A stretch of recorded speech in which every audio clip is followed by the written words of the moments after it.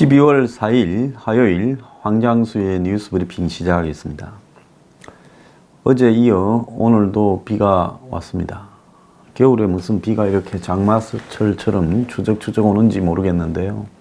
겨울엔 차라리 눈이 와야지 비가 오는 겨울 좀 이렇게 우울하고 불쾌한 기분도 드시는 분이 계실 겁니다. 근데 요즘 진짜 우울한 거는요. 김정은이한테 뭐가 쇠였는지 영어로 이야기하면 haunted, 그러니까 악령이 쓰여지다, 이런 뭐가 쉬지 않았으면 이렇게 죽어라고 김정은이 하나를 서울로 데려오려고 애를 쓰는 이런 정권을 바라보면서 참 답답한 느낌이 듭니다. 어제 생방송이 뉴스 브리핑 처음으로 나갔는데요. 여러 가지로 이렇게 미숙한 점이 많아서 사과를 드립니다. 어떤 분이 준비한다고 한 게 언제고 시범 영상을 한 지가 보름 전인데 어떻게 그 수준으로 나가냐 이렇게 말씀하셨는데요.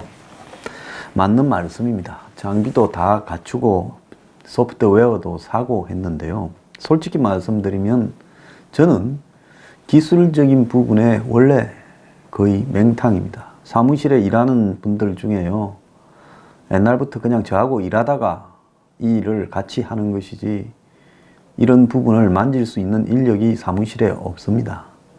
그래서 이 부분을 하려고 하면 요즘 기술들이 워낙 바뀌니까요. 이 부분을 아는 사람이 잡아야 되는데 그러지 못하고 지금 한민우 군은 도움을 좀 받다 보니, 그래서 한민우 군도 바쁘다 보니 열심히 도와준다고 도와주는데 어제 방송 직전에야 세팅이 되고, 그래서 각종 조명이라든지 카메라 위치라든지 또 이 카메라의 이 노출 농도라든지 이런 부분을 전혀 신경을 쓰지도 못했고, 또 더 나아가서 이 음향도 체크를 제대로 하지 못했습니다. 그래서 그런 문제가 있었는데요. 사실 이 문제는 노력으로 한다면야 제가 며칠 전부터 밤을 새워서라도 제가 할 수 있는 문제면 하겠습니다만은 지금 제가 노력해서 될 문제도 아니고 해서 좀 고민이 깊습니다. 그래서 이런 부분에 대해서 생각이 좀 계신 분들은요, 좀 나무라지 마시고 연락을 좀 주시기 바랍니다. 저희들도 하는 만큼 하고요. 일단 내일 수요일로 예정된 굿모닝 뉴핑이라고 제가 하기로 했던 부분 약속을 했으니까 하겠습니다. 그런데 지금 그 부분을 하려면 기술적인 부분에서 참 어려움이 좀 있다. 그래서 오늘 고민을 좀 하고 있습니다. 사실 저는 제 스타일이나 또 여러 가지상 생방송이 별로 이렇게 땡기지가 않았습니다. 그래서 웬만하면 안 하려고 했는데 하도 많은 분들이 그 부분을 이야기를 해서요. 이렇게 하려고 시도를 하고 있습니다. 그래서 이런 부분에 대한 좋은 의견을 가지고 계시면 연락을 주셨으면 좋겠습니다. 자, 오늘 1부 시작하겠습니다. 김정은 답방이 뭐라고? 김정은이 답방한다고 도대체 뭐가 좋아지나? 경제가 살아나겠습니까? 안보가 보장이 되겠습니까? 핵이 폐기가 되겠습니까? 결국은 돈들만 남아있고 한국 국민들의 북한에 대한 의식만 또 더 표류하는 현상이 벌어질 거라고 보고 있습니다. 이런 상황에서 김정은이가 한국에 오는 부분에 대해 김정은은 나는 여러 가지 어려움이 있어서 가기 쉽지 않다라고 빼는 양상이고, 한국의 문 정권은 그걸 갖다가 데려오겠다고 안달복달하면서 혹시 미국이 방해할까 또 미국한테 양해를 구하고, 그리고 자기가 김정은을 한국에 데려와서 꼬드기면 반드시 당신도 만나러 가서 이제 뭔가를 비핵화를 할 것이다 라고 또 트럼프한테 또 뭐라 꼬드겼는지 모르겠어요. 자, 트럼프라는 사람도 이해가 좀 안 가는 게, 그런 부분에서 비핵화가 안 되는데 김정은이 불러다가 당신 뭐 하려고 그러느냐.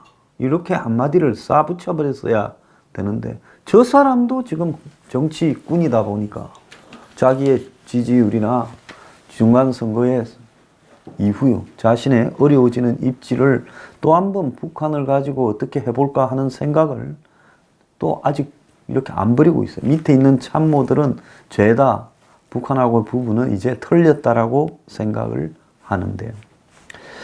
자, 그러면 문재인이 왜 이렇게 급해졌는가? 어제 여론조사 공정인가 하는 데서 31.6% 나왔다지 않습니까? 근데 오늘 아침에 보면 메이저 언론들은 요즘 대체로 여론조사를 하지 않습니다. 왜? 조사하면 나쁜 결과가 나오니 돈 들여가지고 정권한테 찍히는 일 할 필요가 굳이 없다 해서 안 하는데 중앙일보가 지금 경제인식 여론조사라면서 여론조사를 했어요.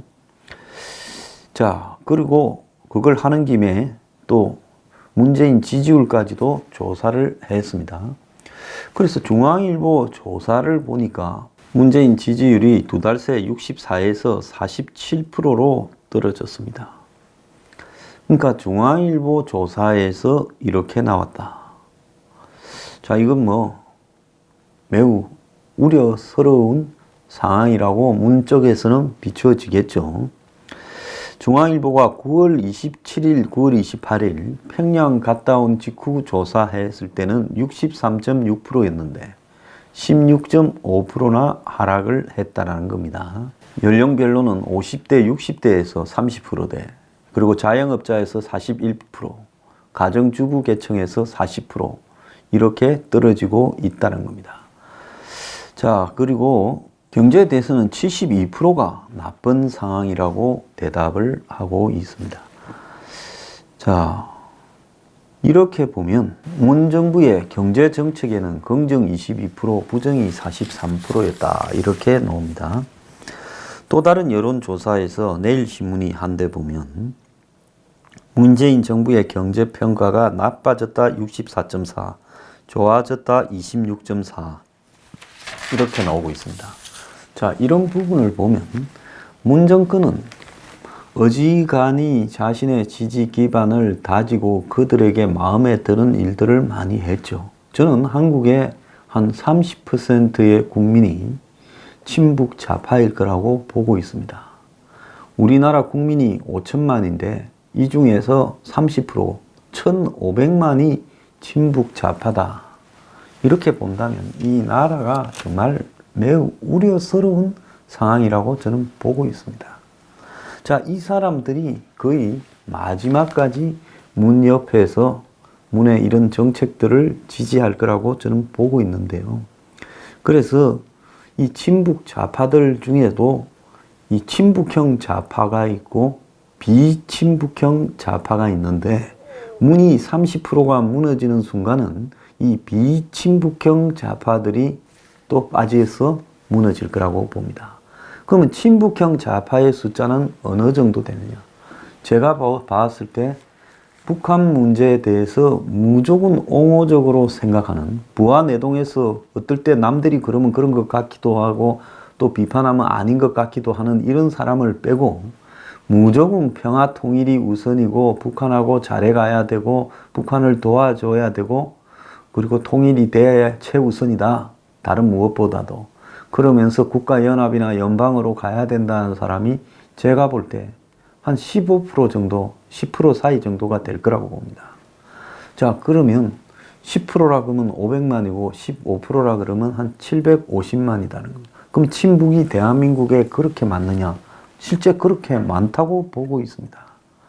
그래서 지금 문재인이 김정은을 데리고 올 때 거리에 만약에 김정은의 이 답방을 싫어하는 보수 성향의 국민이 나간다 하더라도 지금 친북 성향의 10에서 15% 사이쯤 돼 보이는 이 사람들이 길거리로 나와서 김정은을 환영한다고 할 때 과연 보수에서 얼마나 되는 사람이 길거리로 나가 김정은을 제대로 막을 수 있겠는가? 이런 관점에서 봤을 때 그들 세력도 만만치는 않을 것이다라는 걸 우리가 대체로 이해를 해야 되는 겁니다. 문이 들어서서 1년 한 6개월 지나는 동안에 쇼를 가지고 할 수 있는 쇼는 다 했다고 봅니다. 전직 보수 대통령 2명을 부패로 집어넣고 그 정권의 주요한 역할을 하던 사람들을 초토화시켜버렸어요. 그리고 더 나아가서 부패 척결을 세우면서 지금 생활 적폐까지 정리한다. 근데 그런 일들을 해야 될 사람들이 비리를 저질러서 지금 통째로 갈린 게 청와대의 모습이고, 그걸 진두지휘하는 사람이 조국이라는 사람입니다. 자, 이런 일을 해도 이제는 국민들이 별 감흥을 못 느끼는 단계까지 왔습니다. 경제는 살릴 방법이 없어요. 보통 평화시에는 부패 척결한다 그러면 쌍수를 들고 다수의 국민이 환영하는 것이 대한민국 국민의 속성입니다. 만약에 박근혜 정권 초반쯤에 이런 부패 척결을 한다 했으면 아마 임기 5년 동안 끌고 갈 수 있는 아주 좋은 동력이 마련되었을 거라 봅니다. 저는 그때 그런 이야기를 많이 했는데 별로 크게 관심이 없었어요. 자, 그런데 이제 이 정권이 부패 척결도 안 되고 경제는 살릴 방법이 아예 없고, 그러다 보니 지금 목을 걸고 매달리는 것이 김정은 답방입니다. 자, 사회개혁, 문재인 케어니 국민연금 개혁이니 하는 문제도 국민들이 지금 처음에는 뭔가 되는 듯 박수치는 일도 있었지만은 그런 게 지금 엄청난 혼란으로 다가가고 있고, 11월 달에 변경된 의료보험 통지서, 고지서를 받은 분들은 아마 왜 이렇게 많이 올라갔나 깜짝 놀랐을 거라고 봅니다. 세상에는 공짜가 없다는 거예요. 문재인이 뭘 해주겠다 하면 그것은 나중에 다 여러분 주머니에서 나가는 거다. 지금 일자리 예산을 54조인가를 풀었는데 그 돈이 어디 갔는가? 흔적이 없다. 그게 지금 논란이 되고 있어요. 과거에 MB가 24조를 풀어서 4대강을 할 때 저도 그거 미친 짓이라 했습니다. 그런데 4대강은 그 강에 돈이 어디에 들어갔다. 물론 이렇게 센 돈도 많겠지만은 그 결과는 남아서 눈에는 보이는데, 이 문재인의 54조, 1년 반 만에 54조는 이게 어디로 가버렸는지 지금 보이지가 않는다는 겁니다. 그러다 보니까 이제는 김정은이가 와야 내 지지율을 다시 또 한 60%의 중반쯤으로 올려줄 수 있다. 근데 중앙일보가 지난번에 9월 달에 64인데 47로 빠지는데 정확하게 9월 27일 날 했으니까 2달 만에 다시 17%가 빠졌어요. 자, 이때뿐만 아니라 올 1월 초에 이제 평창 올림픽에 북한 온다 발표하고 여자 무슨 아이스하키 단일팀을 만든다 할 때도 50% 초반대에 근접하고 있었어요. 그러다가 40%로 떨어지려는 걸 갖다가 북한 쇼로 또 그걸 썩 덮어서 다시 올라갔지요. 그래서 문 정권의 지지율은 아무리 애를 써서 북한 변수를 가지고 올려봤자 한두 달 이내에 47%로 또 내려왔다. 이것은 언제하고 똑같으냐? 9월 19일입니까? 평양 가기 전에 한참 문재인이 내려왔을 때의 지지율로 다시 정확하게 그대로 돌아갔다는 거죠. 제가 뭐라고 그랬습니까? 평양 갔다 와서 쇼하고 이렇게 난리를 칠 때 한 2달 지나면 다시 그 자리로 돌아올 거다 하지 않았습니까? 다만 다른 부분은 이제 문재인의 지지율 추락 속도가 2달 전에 추락하던 때와는 속도가 더 빨라질 것이다. 그렇기 때문에 이것이 위험으로 문재인 측은 느끼고 있고, 그 돌파구는 김정은이 대북 변수밖에 없다라는 겁니다. 요즘 국가부도의 날이라는 영화가 이렇게 유행을 좀 많이 본대요. 그런데 그 내용이 고용불안과 빈부격차 같은 지금의 모든 경제 문제가 IMF 구제금융의 영향이다. 좌파들은 오늘날 한국의 모든 경제의 문제가 IMF에서 비롯됐다. 이렇게 이야기를 합니다. 그건 선후관계가 잘못된 거죠.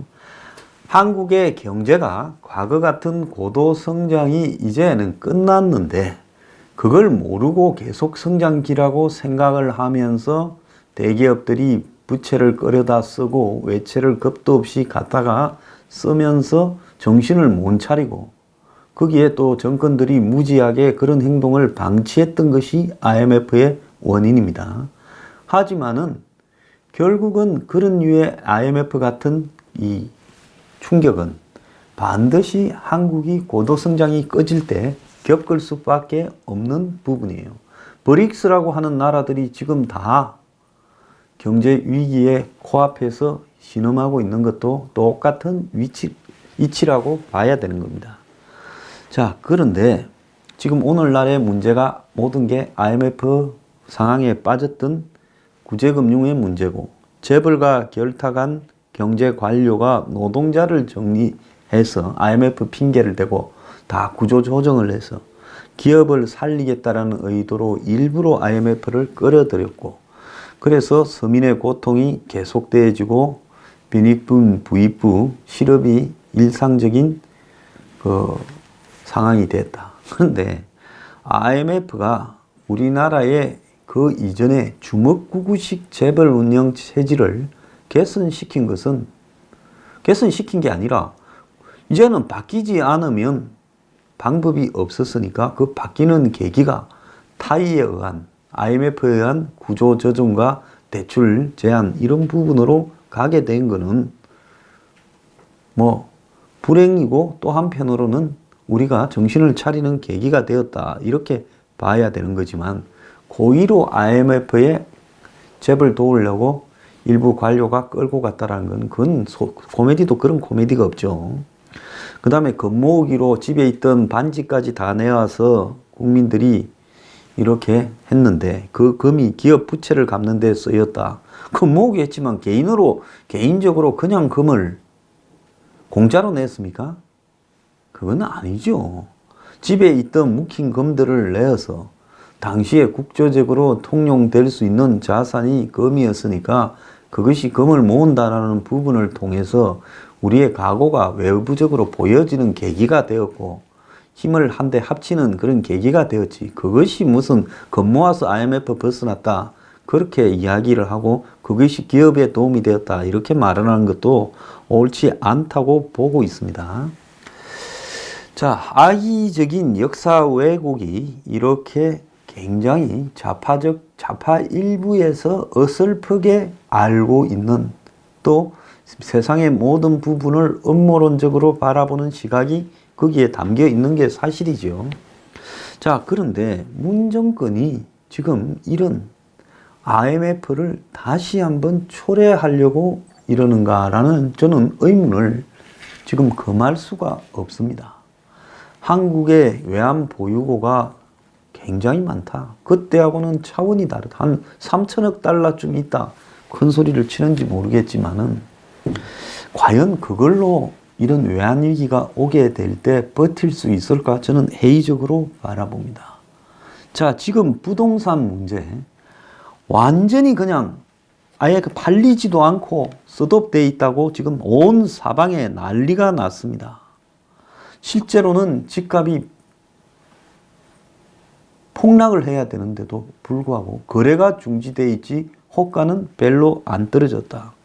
전세값만 좀 떨어졌다. 서울과 지방의 격차만 커졌다.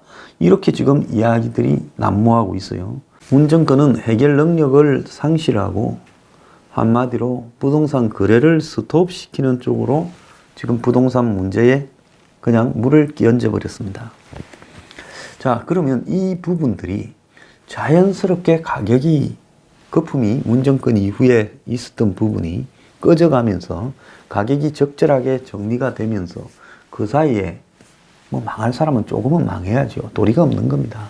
그러면서 연착륙을 하는 방향으로 부동산이 가야 되는데 이렇게 버티면서 지난번에 갔던 그 짜릿한 부동산이 일부 꾼들이 조합을 해서 폭등을 시킨 그 구조를 잊지 못해서 우리는 가격 안 내리고 버틴다라고 이렇게 가다가 이제 금리가 더 인상되면서 외부적 충격에 의해서 어느 날 갑자기 꺼지게 되었을 때 미국의 서브프라임 사태나 일본의 91년도에 버블 붕괴의 양상으로 가지 말라는 법이 어디에도 없는 겁니다. 결국 그렇게 봤을 때 지금 문 정권은 경제에 대해서 고치지도 않고 힘을 빼면서 서서히 연착륙을 시키지도 않고 잘못한 게 없다면서 그대로 밀고 가면서 노동구조 개혁이나 기업구조 조정 같은 예민한 문제는 아예 건드리고 있지도 않습니다. 요즘 완전히 사라진 말이 하나 있어요. 기업구조조정이라는 말이 없어졌습니다. 자, 그러면 박근혜 정부 말까지만 해도 지난 2016년 총선 직전까지만 해도 기업구조조정을 지금 하지 않으면 타이밍을 놓치게 된다. 그때 골든타임 이야기를 굉장히 많이 들었을 겁니다. 그래서 상장 기업의 3분의 1이 좀비 기업이다. 자, 이런 식으로 한국의 이 기업 부채 그리고 부채에 의존해서 살아가는 이런 한계 성상에 허덕이는 기업들을 방치하면 안 된다라는 이야기가 나온 지가 언젠데 아무런 손을 쓰지 않고 있다는 겁니다. 지금까지도요. 그런데 금융위원회가 지금 지난달에 밝힌 내용 중에 보면 주요 금융정책 현안으로 가계부채와 자동차 산업 등 기업 구조조정을 이렇게 꼽았다는 겁니다. 자, 지금 실무적으로 경제 공무원들은 가계부채가 심각하고 기업 구조조정을 해야 된다. 이런 부분들을 이야기를 하고 있는데 정권이 바뀌고 난 이후에 이런 말들을 그냥 아예 이슈로도 삼지를 않아요. 그러면서 그냥 덮어두고 있습니다. 문 정권은 오직 하나 북한 변수, 즉 북한과의 관계 개선, 북한과의 그냥 서로를 이용해 먹는 구도. 그럼 결국 우리가 이용당하겠죠. 그런데 핵 폐기도 말하지 않습니다. 문재인 입에서 핵 폐기를 이야기를 하는 걸 봤습니까? 문 정권이 출범한 1년 반 동안에 문 정권의 핵심 안보 국방 관료들, 외교 관료들 입에서 북한의 핵이 이제는 재작년에 2016년대 올해 말까지 완료된다 했었는데 그로부터 2년이나 지났는데 북한의 핵이 얼마만큼 완성되어서 핵 보유 국가로 이제는 양산 체제로 가고 있다. 그리고 북한의 미사일이 작년 연말에 거의 미국까지 도달하는 어떤 실력으로 갔는데 그로부터 또 1년이 지났어요. 그러면 북한의 미사일이 이제는 완성 단계에 이르렀을 거다. 굳이 쏘지 않아도 그때 출력은 이미 시험을 했으니까 이제 기술적 정교화만 시뮬레이션으로 더 했다면 미국 어디에도 전 세계 어디에도 떨어뜨릴 만큼 북한의 미사일이 정교해졌다.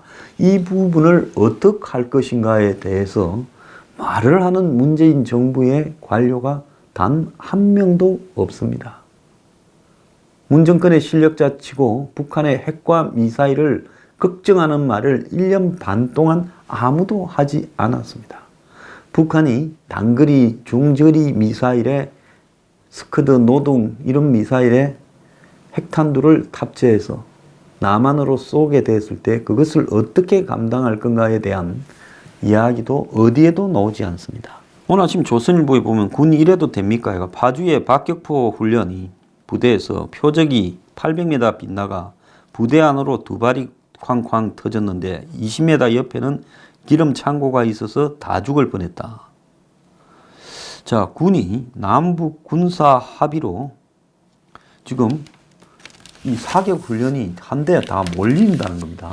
그러니까 이 파주에 있는 한 사격장으로 11개 부대가 몰려들어서 콩나물 훈련을 하니 줄줄이 대기하고 있으니 이 박격포를 그냥 꼽아서 쏘고 그냥 쏘기에 급급했다는 거예요.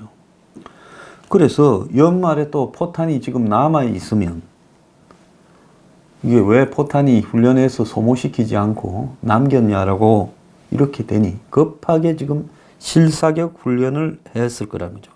그러니까 거의 박격포 연습장이 이 하나 있어가지고 왜 그러냐?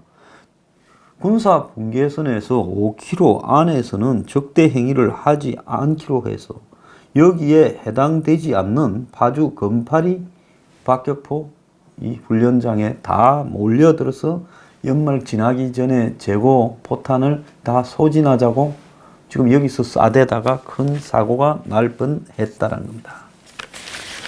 자, KT 아현지사 화재로 군 통신망이 42건이 불통이 되어서 문제가 되었는데 국방부는 다른 걸로 커버했다고 그냥 이야기를 하고 있습니다. 자, 그래서 제가 문 정권한테 묻고 싶은 것은 경제가 이 지경이 되어서 이제는 초토화될 일만 남았는데 이거는 걱정이 안 되고 누가 챙기냐? 김수현이가 챙기냐? 지금 한간에 들리는 거는 장하성이도 아무것도 아니고 김수현이가 진짜 실력자다 하는 그런 예들이 여러 군데서 지금 나오고 있습니다. 이제 이 김수현이를 정책실장까지 시켜놨으니 과거 이제 장하성이가 정책실장이었지만 실세는 뒤에 있는 김수현이었는데 이제 김수현이가 진짜 실세가 되었어요.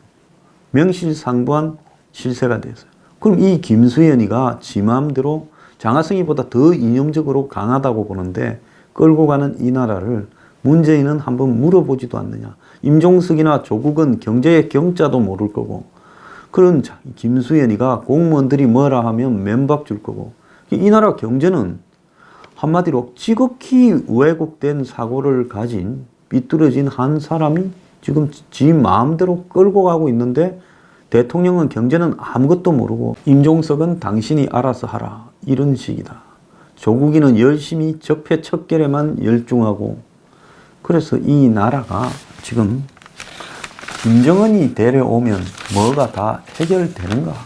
이 본질적인 문제에 대해서 한번 우리가 고민을 해봐야 될 때 아닌가 그런 생각을 합니다. 문재인한테 제가 묻고 싶어요. 만약에 김정은이 없었으면 지지율은 어떻게 유지하고 국정 운영은 어떻게 할라 했는지 한번 묻고 싶습니다.